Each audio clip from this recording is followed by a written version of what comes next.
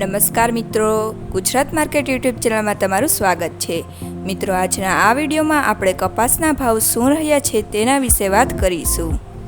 પણ તે પહેલાં મિત્રો, જો તમે કપાસના ભાવ વિશે જાણવા માંગતા હોય તો નીચે આપેલા લાલ કલરના સબસ્ક્રાઇબ બટનને દબાવીને ચેનલને સબસ્ક્રાઇબ કરી લો અને પાછળ રહેલા બેલને પ્રેસ કરી લો, જેથી કપાસના ભાવનો મેસેજ તમને મળતો રહે। તો ચાલો મિત્રો, આજે કપાસના ભાવ શું રહ્યા છે તે જાણી લઈએ।